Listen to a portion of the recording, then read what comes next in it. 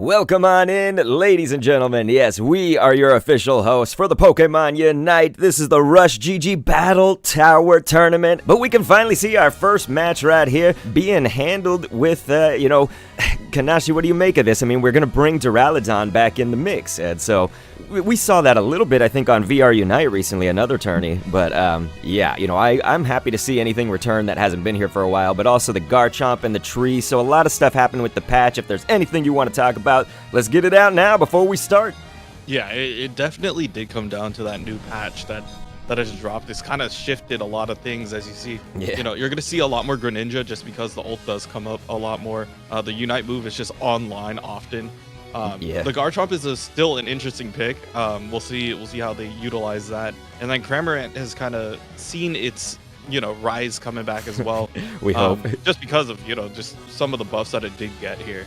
We hope to see Cramorant in the rise, right? Because Cram has been dealt sort of that tough story, I think, in the history of Unite so far. And so, ladies and gentlemen, this is going to be our first match coming up here. We got Squishy Squad on the purple team, and of course, Poke Champions there for orange on the right side. And so, we are underway. We want to thank Gamma, of course, Adrian in the chat, who is our eyes in the sky right now, ladies and gentlemen. And Kanashi, we are ready for this to start.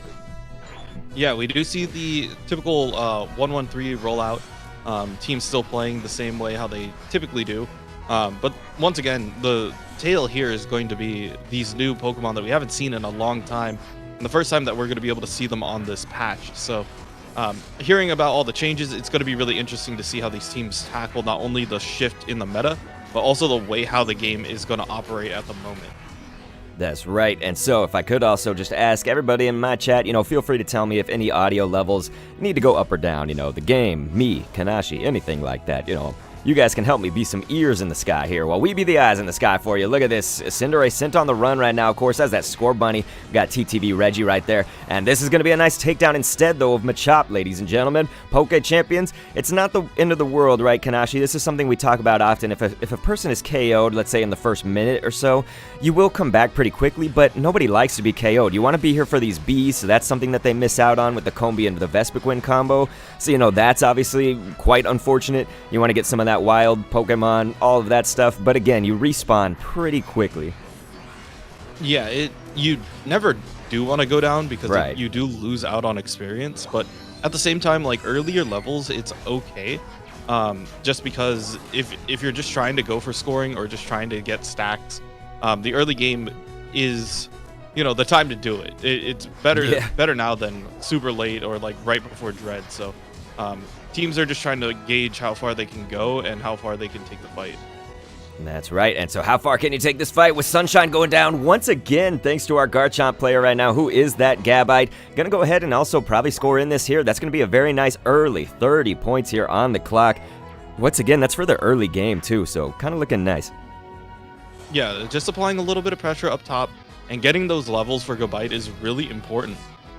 Especially, it's one of those Pokemon that ends up snowballing pretty quickly. Kind of the same idea as the Machop on the other side, where if you get your levels early and you have that pressure, it is just really difficult to go ahead and like lapse on that Pokemon, especially in the early game and going into the first Dread.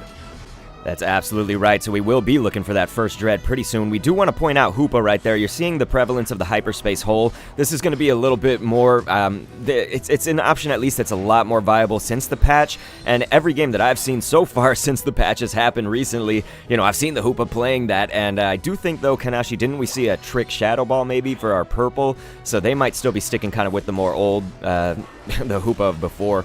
But yeah, that's going to have Blissey go down just before the Dread, and thank you guys so much for telling me that the audio is good and everything. I just wanted to check with y'all. So Kanashi, here we go. We got our first kind of major objective for this match. Yeah, and once again, it is that difference of mentality. If you do bring in the hyperspace hole, it's more of a rotation piece rather than trying to take the fight individually, as you do see the Hoopa going down there for Squishy Squad, as the Poke Champions are going to continue to push through here. But the Garchomp slowly starting to make their way down here. We do see the Gabite starting to look at a couple players, but it is going to get brought down. You do see the power of this Cramorant change and how much damage you can do, and then they are going to hyperspace hole, just get all their HP back and go ahead and bring down the Dreadnaw early. for them. So that is going to be some experience going their way, and they're kind of just showing how strong this new meta is. Absolutely right. So it was nice for Poke Champions to do that, especially after, you maybe had a few of these smaller losses instead of smaller victories there on the top path. When you saw Machamp going down a lot, you haven't really scored yet. This was a good thing to sort of balance the scales, right? Because now you can see the levels. Look at that Cinderace, for example. So when you're looking at that, I mean, you're looking towards the latter half of the game, which is important. But notice this, Slowbro also going to go down. So they're going to lose 2 kind of here in this critical piece, because you would only, you would be getting the Bs. You'd also be having that shot at the Rotom. So this could be a chance for Squishy Squad to then put the scales back even further in their direction. Yeah, they are going to be able to take that Rotom, maybe just apply more pressure with the scoring of the Garchomp, just being able to push so much of the damage. They're trying to get a little bit swapped onto the other side, but the Ballisticist is going to be able to keep them up, and now they're keeping their eyes on the Slowbro. Can they go ahead and bring that down? The rotation coming out from Hoopa as well, trying to keep them up, and you do see the Regenerator helping them out here, trying to keep themselves up as the rest of the team is starting to trickle in. The Rotom is going to get brought down as well, so Squishy Squad does not really have that to really back on. And so now they got to see if they could get out of here. We see the 1v1 at the moment. The Cinderace is going to be able to take that for Poke Champions and continue on the pressure. They played good defense, had the rotations ready, and are just ready to go here. I want to thank Matsuno there in my chat, but please, of course, Dr. Kendo. Mr. Kendo was my father's name. But anyway, yes, road to 10K, ladies and gentlemen. But this is all about RushGG. We're here for the RushGG Battle Tower, and this is our first match right now, and this is literally game 1. So if you're just now joining us, you're still early in on the action, I would say. We got about 4 minutes, 30 seconds left in this matchup, and so generally, we're obviously looking for maybe another Dreadnaw coming up, just based on the timers of when they defeated the last one and whatnot. Poke Champions took that first Dread, and so we're going to see who can turn this around, who can make something happen, but really, in the realm of making something happen, I think Poke Champions, they probably need to get some scores on the board here, and obviously look towards maybe that Zapdos play too if anything gets worse. But there goes the Rings Unbound, and you're going to see a lot more of those Unite moves fly right here for that Dreadnought fight. So here they go. We got the Rings Unbound on both Hoopas, of course. You had the Revolving Ruin. You got the Water Burst Shuriken. They're all flying, so you got to see who comes out on top. Notice Poke Champions with a lot more. I mean, Cinderace dealing damage from afar as well, able to pick off of that, and then you see the left side team steal that Greninja, just deadly. Wonderful job, Purple, to steal that when the chips really looked like they were down, right, Kanashi? Yeah, Squishy Squad definitely needed that in order to catch up. You do see the Ballisticist trying to get everybody back in, but the damage coming out from the Machamp, just trying to zone them off and make sure that they cannot defend this goal at the moment. Poke Champions are going to take advantage of the space that they are creating here. Go ahead and take that away. Now, meanwhile, at top, you do see the 1v1 going down right now, the Cramorant, and it's actually going to get brought down by the Garchomp, and now they're going to march that Rotom towards that second goal. So if anything, it looks like Squishy Squad is kind of like the pseudo JP comp that we've seen before, where they just only attack the top, and they're just trying to get to that last goal as soon as possible, because that makes that last Rotom really deadly if they could actually score that in. Machamp actually getting caught out here for Poke Champions, and Squishy Squad just trying to look to return the favor now and take up as much space as possible. That's right, you saw the hyperspace hole, which would have been useful on the goal like that, but really, they just had too many Poke Champions, had too many things to deal with. I mean, look at this. Now they're seeing some of the players just drop like flies, but you had a Rotom there on the top path. You had the entire squad of Squishy Squad coming there on that bottom path, and so it was like you're in between a rock and a hard place essentially, but which one do you choose? And so they did have the hyperspace hole on the goal there to try to facilitate some of that, but now we've got just about 25 seconds, I should say, until that Zapdos is going to be on the board. That may be the play here, but we are actually seeing a much closer match, I would say, because Kanashi, we were pointing out, hey, like for the longest time, Poke Champions had 0 on the board, but we can see the score gap a little bit closer here now. Yeah, they're ready to go. It's just keeping this game close. We do have another Dreadnought spawning, but that is not going to be in time because we do have the final stretch coming in. The Hoops Unbound is going to be popped, just creating a little bit of space, and they are going to return the favor with their own Hoops Unbound for Squishy Squad. Now the Revolving Rune trying to keep everybody in place, and now we do see a couple Pokemon actually dropping for the side of Squishy Squad, and they don't really have the footing here, as Poke Champions is just looking to kind of shred the Zapdos, continue the pressure. And so that pressure is continued right here, and so notice that Poke Champions will get this. They did lose a few of their players, but You still have enough full pockets. You still have enough right here to turn this around in your favor. They are going to have those Squishy Squad probably just about a minute, I'd say, Kanashi, once this is all kind of said and done, to maybe try to come back. And so, you know, the math is here on their side if they can make it happen. It's just that's a really tall order. And then especially if Machamp or Cinderace pulls in, you know, these 50s, which become hundos. So we'll see. We'll see ultimately. But this, you know, it could shape up to be something really interesting if Squishy Squad can actually pull this off. It's tough to do. Yeah, it is definitely an uphill battle at the moment. They have to figure out how they want to go ahead and approach this. Just because like the middle goal isn't exposed at the moment, it's going to be very difficult for them to go ahead and try to collapse on this with everybody here. So we do see the Surf coming out, the damage, trying to get out with the Machamp, but the Machamp is actually going to get brought down. We do see the way how Squishy Squad is rotating around. They're just utilizing the Garchomp's pressure to go ahead and get into the back. They are going to have to trade out a couple of them, but they are dunking the points in while they can. They are going to break that top goal. So keeping it close within almost 100 or so. And now the rest of Squishy Squad looking to apply some pressure maybe to this middle goal. If they happen to get maybe the Duraludon to score, this could be the difference between the two. They do see the Greninja going down as well. They're trying to score 10 seconds. These smaller goals are going to be huge. We do see 5s, 10s going in. We do see we see the Hoops Unbound actually trying to bring more members in, but is it enough for Squishy Squad to take it away from Poke Champions? Only time will tell.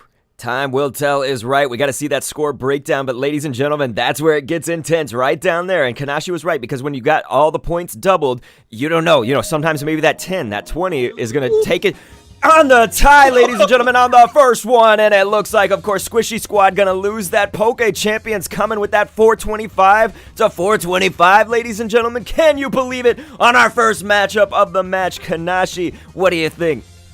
Oh man, what a game, honestly. Like, at first I thought, you know, maybe Squishy Squad was able to squeak this one out, like, with just a little bit, but barely. No, it just Poke Champions had that pressure at the beginning, and that is the, you know, the little things about Pokemon Unite. It's whoever scores first ends up winning the game, and you do see how well, you know, Poke Champions had that pressure going in immediately after Zapdos in order to go ahead and score in there.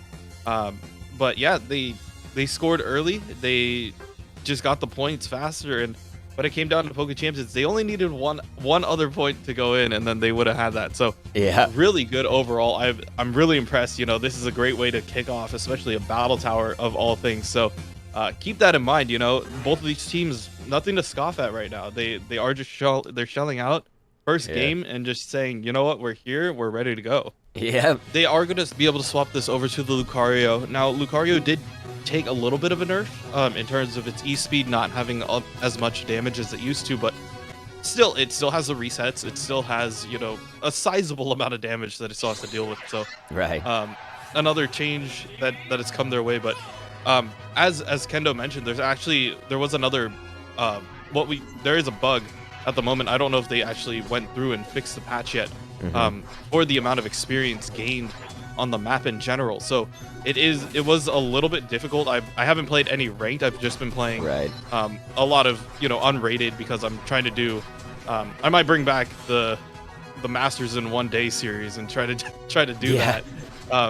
But overall, it's a lot more difficult for Pokemon to find experience in general. And when it does happen, you either have to get, you know, KOs super early, or you have to be able to find a place to go and get more experience early, and snowball into the rest of the game. Because if you don't, you just end up falling behind, and the timing, especially for your mid laners, is just going to be a little bit behind. That's right, and so we're at game number 2, ladies and gentlemen, with Poke Champions having won, of course, victory under their belt, and it came down to a tie. Look at this, nice clutch early KO, and we do want to actually mention that we are going to move the text and stuff as we're kind of doing this live, so forgive me. Again, I have to run all the logistics, so you might just be seeing this happen. It was something I couldn't get to while we were just kind of talking, but yeah. So, Squishy Squad now going to be on the orange team. Don't worry, I'll get all this handled for you guys. I'm sweating a little bit. That's all good. I'm going to go ahead and talk about Cramorant and the reason why it's starting to make its way back into the meta.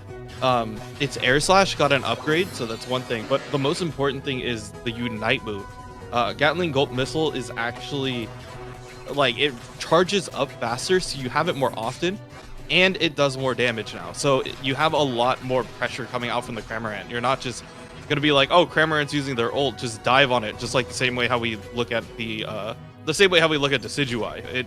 It's now gonna be really difficult to get in on Cramorant, and Cramorant still has that early game pressure. You know, you have that the Typhoon and Whirlwind just to like create a lot of pressure and eat away all the early game farm. So as long as they could get to their level 9 as quickly as possible, it is going to be difficult for some of these teams to collapse on them.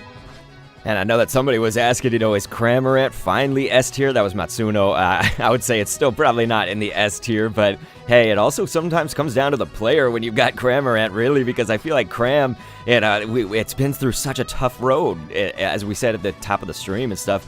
Timmy, Tencent, you know, they kind of do the Cram dirty, I would say, just a little bit. But again, if it's in capable hands, right? And so we're going to see Hephaestus go ahead and pull off this. And early on, so those Bs actually going to go down quite fast before I can even assemble my thoughts. And so right now, everybody's just kind of going to get that experience feel a little bit. And then Hoopa with the nice Astonish, of course, comes with that stun. Everything looks good. So yes, I am trying to handle any spammers and things. I've got to, you know, moderate my stream. I've got to do all this stuff, you guys. So definitely bear with me. It's all good. We do have the beginning of the Dreadnaw actually starting up here. So Poke Champions trying to create a little bit of space, kind of the same way how they did last game, but Squishy Squad trying to answer back. They do take the Hyperspace Hole back home to get that HP, and now they are returning back with a little bit of damage.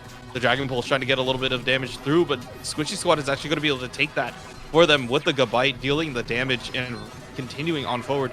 Now they're applying the pressure. They are going to get dove on and lose the Gabite. Now they're looking to eat up more space on Poke Champion's side. They do see the Dragon Pulse trying to get a little bit through here, but the Hyperspace Hole is actually going to be on the goal, so it's going to rotate people back up to top. That's not exactly what you want here. You do want the pressure coming through on the bottom. A lot of Squishy Squad is getting really squishy and small, but it's not going to end up going that way. Poke Champions is going to actually lose 2 to the Blissey, just coming through and saying, hey, I'm going to scramble you like an egg, so I'm going to go ahead and continue on with this pressure. Squishy Squad showing that they are not ready to break here. And see, claro, to Rafiki, you know, the Poke Champions, they definitely got to show their potential right here. And so I think maybe it could happen. I mean, what happened last time, right, is that they didn't have points on the board for the longest time and still came back with that tie game and the victory. So look at this now. Squishy Squad going to be pulling off some crucial KOs as well.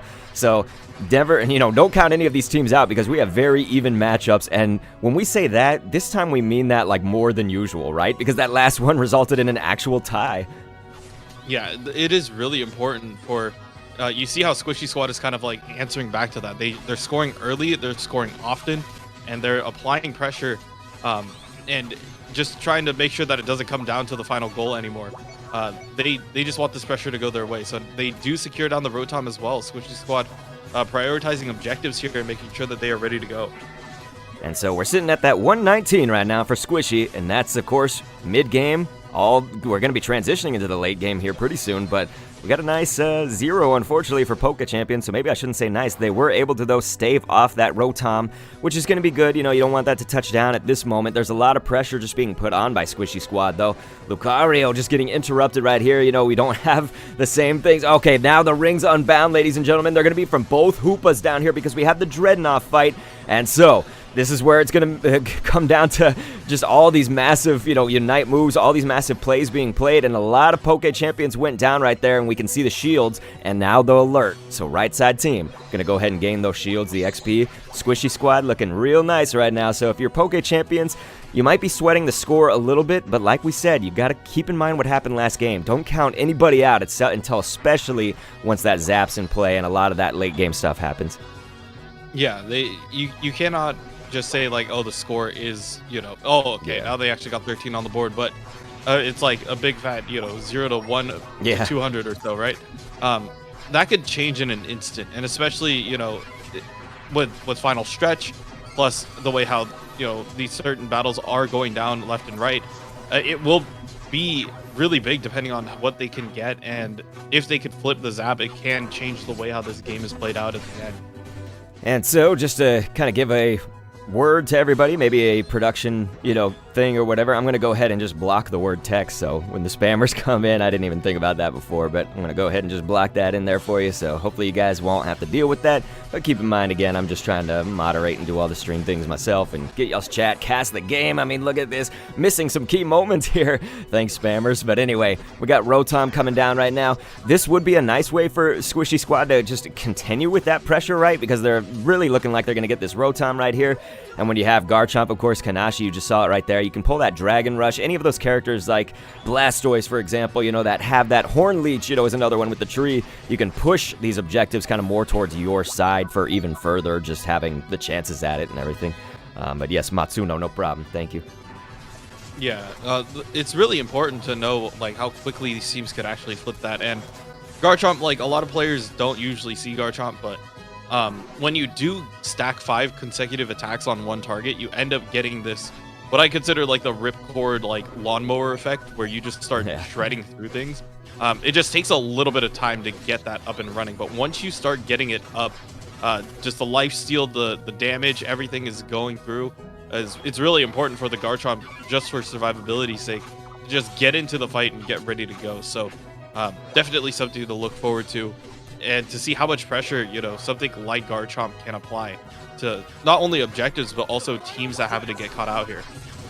And speaking of getting caught out, I mean, you saw that earlier with Garchomp right there for Squishy Squad. Like, Nuke, he was able to catch that Slowbro, who's not an easy target, by the way. And look at this. The steal on the Zap. So Poke Champion's going to come in exactly what they needed, right? Because they needed this for the, you know, obviously to get in some of these charged goals and stuff. But they really needed something to go their way. So this is how you not only even that score gap, but you maybe just widen it now in your favor. So Poke Champions, that's going to be kind of the dirty but move that you needed. And it's not dirty, it's legitimate, I guess. So I should just say it's the clutch play, right, Kanashi? So they're gonna come in and just, what a goal is correct. So now we can hyperspace hole all the way back to the goal. That was wonderfully played right there.